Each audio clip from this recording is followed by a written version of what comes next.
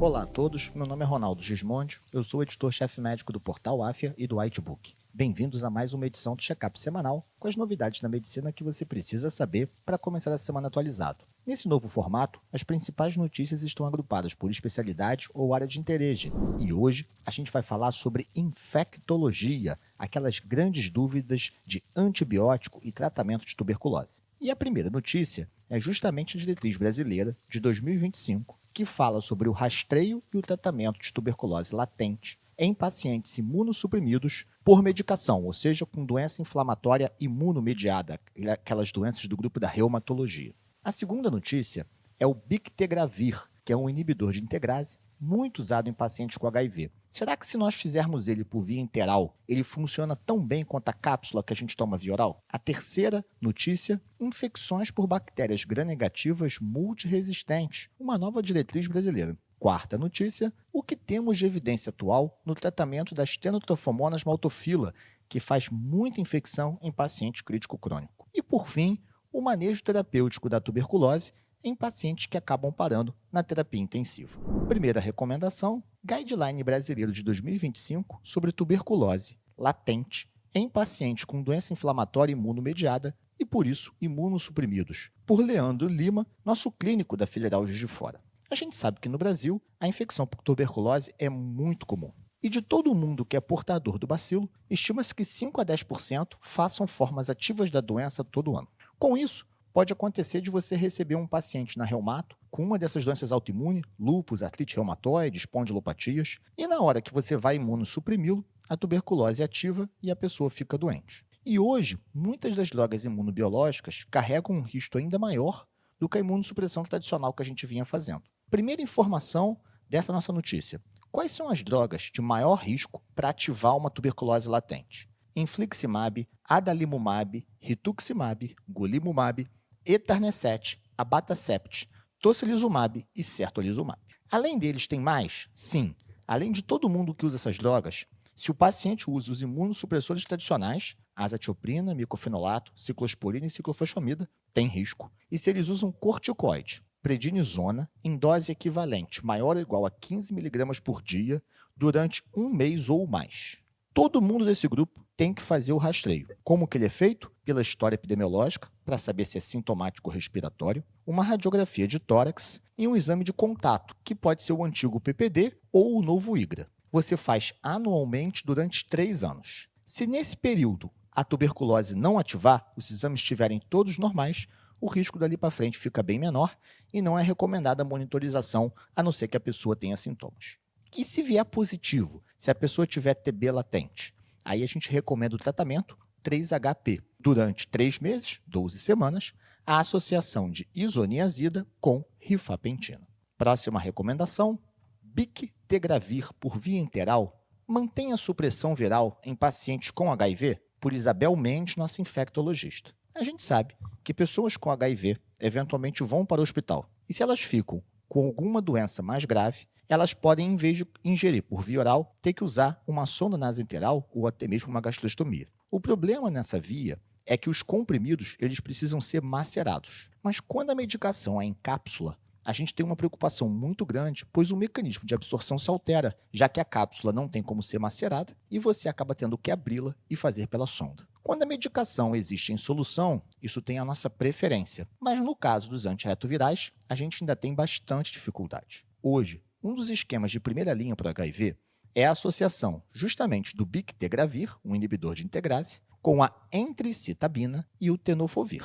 E a dúvida é, se fizermos ele pela sonda, ele funciona? Ele mantém a supressão viral? Então, a Isabel traz para a gente um estudo retrospectivo que analisou dados de registro eletrônico de 2 hospitais dos Estados Unidos. O desfecho era a supressão viral mantida durante 12 meses de segmento. Foram apenas 19 pacientes, com uma idade média de 54 anos, a maioria, 84% de homem. O que eles observaram? Nesses doentes em que a medicação foi feita por via enteral, essa que eu citei, 17, ou seja, 89%, conseguiram alcançar ou manter a supressão viral. Por isso, a sugestão é, sim, essa é uma opção para você usar por via enteral e um estudo maior certamente é necessário para a gente confirmar que isso seja uma verdade científica. Próxima recomendação: infecções por bactérias gram-negativas multiresistentes.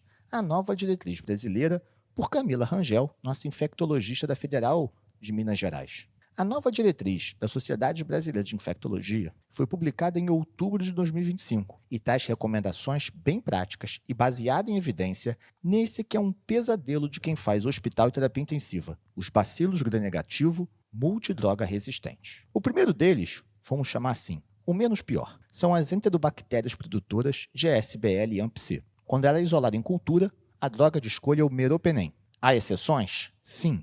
Uso de cefepime em casos isolados de AMP-C sensíveis em infecções não graves. E quinolona nos casos de infecção urinária, se o antibiograma for sensível. Agora, a gente vai para o grupo das bactérias resistentes a carbapenêmico, que são aquelas mais difíceis de tratar. Primeiro, as enterobactérias, chamada de ERC. A terapia de escolha é a associação de ceftazidima com avibactam ou do imipenem com helebactam. O problema é que são drogas muito caras. E quando você está numa instituição que não tem acesso a elas, a gente acaba fazendo a clássica associação de meropenem com polimixina B ou de meropenem com amicacina.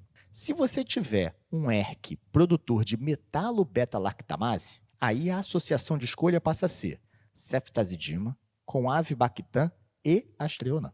Vamos entrar agora no grupo dos acinitos. Se você tem um acinito Bacter resistente a carbapenêmico, a terapia de destaque é a associação de ampicilina sulbactam com tigeciclina ou ampsulbactam com polimixina B.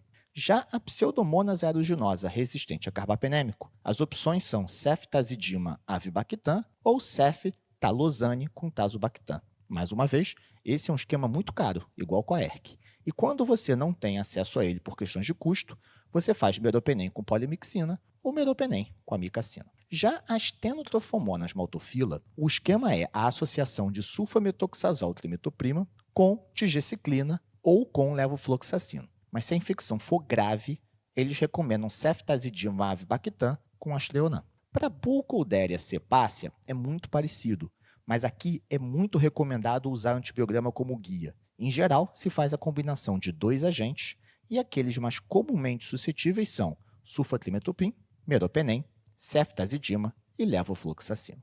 Próxima recomendação: o que temos de evidência atual no tratamento de stenotrofomonas maltophilia, de nossa infectologista Raíssa Moraes. A gente sabe que essas bactérias são bacilos gram-negativos que estão no ambiente. Na maioria das pessoas, ela é só um colonizador. Mas quando a pessoa fica um paciente crítico crônico, quando ela está imunocomprometida, bronquiectasia, fibrose cística, ventilação mecânica prolongada, ela pode se tornar a causa da infecção.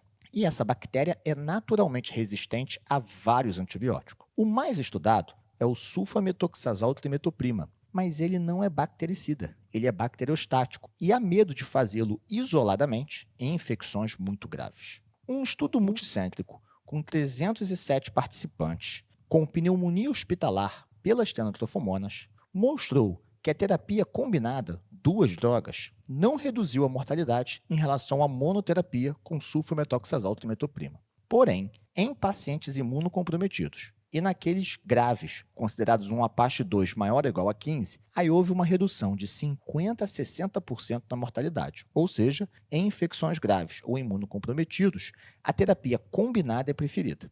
A Sociedade Americana de Infectologia recomenda 2 agentes ativos, normalmente o sulfametoxazol trimetoprima com levofloxacino ou com cefderocol ou com minociclina. Porém, nas infecções muito graves, aquelas com sepse, eles recomendam que ceftazidima avibactam seja associado com astreonam.